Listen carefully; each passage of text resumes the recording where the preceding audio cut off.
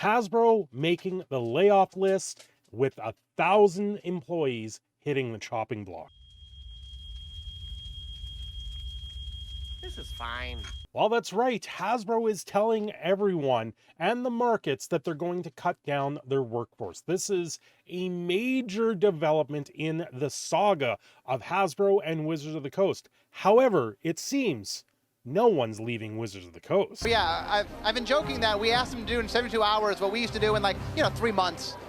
That, I mean, we really were asking a lot of them, really challenges. We wanted to test what they could do. We really wanted to push them because we felt like we'd learn a lot more if we pushed them real hard than if we gave them, easy tasks. That's right. Hasbro is warning of a weak holiday quarter. Their Q4 results. Well, geez, I wonder if this could be because they put all their eggs into Magic the Gathering and Dungeons and Dragons and said, we're going in strong for Dungeons and Dragons.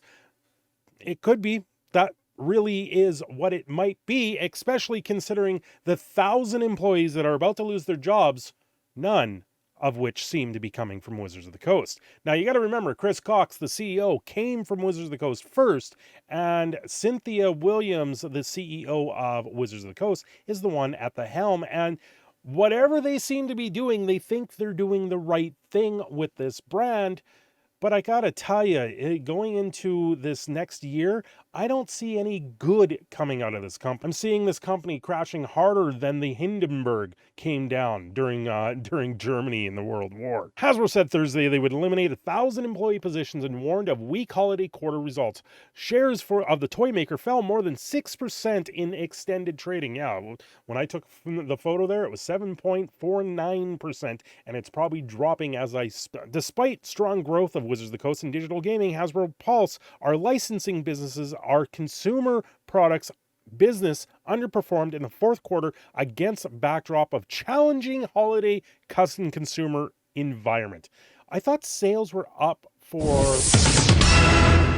Well, I'm going to interrupt this because as I'm actually filming and editing this video, this happens. Dungeons & Dragons scrap plans to update its open gaming license. I got to tell you right now, this is a complete smokescreen to offset the 1,000 jobs that have just been lost at Hasbro. This is absolutely ridiculous that they have walked this back. Hey, guess what? Everyone else...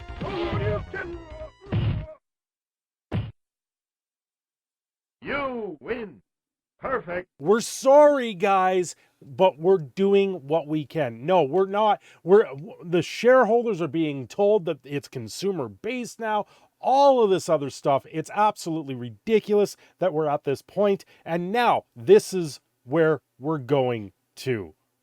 Hasbro has completely gotten bent over by the market space, by their players alike, and everyone has told them, no, you guys need to step in line. Otherwise, we're no longer coming back. And I wouldn't be surprised if Hasbro doesn't recover from some of this, because I gotta say, when I saw this come up while I was editing, I was like, I guess I gotta throw this into this video too. And it's absolutely crazy. Let's take a look. From Gizmodo, Dungeons & Dragons scrap plans to update its OGL. In a surprise statement today, Kyle Brink announces Wizards of the Coast will preserve the OGL 1.0A and move more of D&D into the Creative Commons space, which is a different type of licensing. It makes it an open source.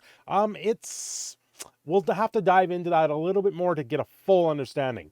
Wizards of the Coast, publisher of Dungeons & Dragons, announced today they will no longer be pursuing deauthorization of the Open Gaming License 1.0A, abandoning plans previously stated to be drafted OGL 1.2. This statement comes after relentless fan backlash. There was over 10,000 people that filled out the surveys, and they said no.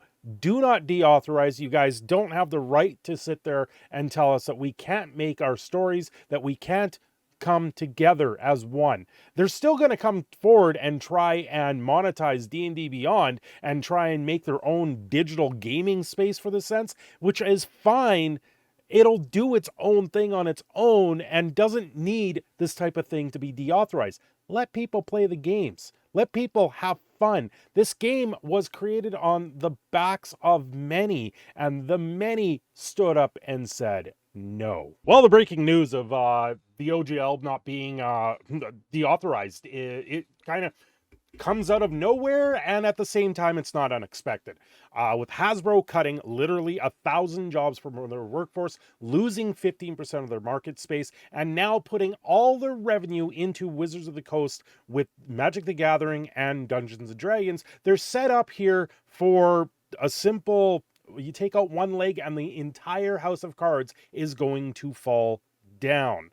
So, of course, they have to sit there and prop the OGL back up. They have to put up the barriers. They need to run out there and start building their house back up because it was coming down all around them.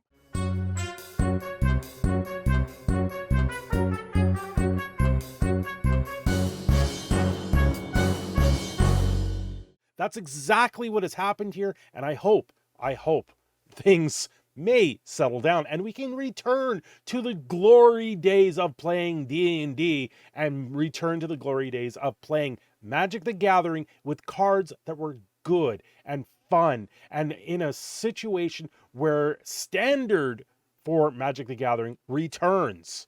I got to tell you, the moves they have done here in the last little while has been absolutely catastrophic to the brand name. You want more proof on that? Let me show you. This is a website that tracks Twitch streams out there, and Magic the Gathering is one of those games that has been on the forefront. When Arena came out, it really shot up the charts. Right now, it's currently in 65th place on Twitch streaming.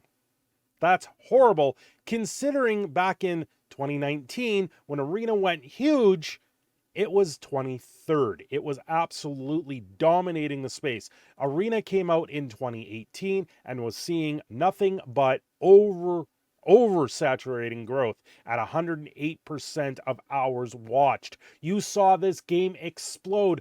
I dove into it on this channel, but over the last few years, now in 2022, we are seeing it starting to crater. I before I went into this earlier today, I was looking through Twitch, and there was about 5,000 people watching Magic the Gathering content, and only approximately 2,000 of that was Arena. This game it was their goose, it was their nest egg. They could have catered it very well and put it together and said this game is going to surpass and outlast their digital content. It could have moved the game in a direction, but no, they bring in things like alchemy where you have to spend double your wild cards to build multiple decks. This year they bring out the whole OGL controversy just on the heels of D&D Beyond, or D&D Honor Among Thieves. Hundreds of thousands of people left D&D Beyond over this OGL debacle, and I guarantee you people are not going to return the same way they left because they have now seen the light of this company. I have been here for a long time, and I have seen where this company was, and I've seen where they've been going, and it's absolutely a travesty that we see this happen over and over again. Something that was so great got mismanaged so poorly and so badly. This is where they're at now. And they're saying, Hasbro's like, oh, we're going to throw everything in the Magic the Gathering and D&D. Well, you got two legs to stand on. Which one you chopping off first? Anyway, guys, thanks for watching. This is your Proud Canadian Phoenix signing off here. Have yourselves a great day, and I will see you all next time. Don't forget to like and subscribe.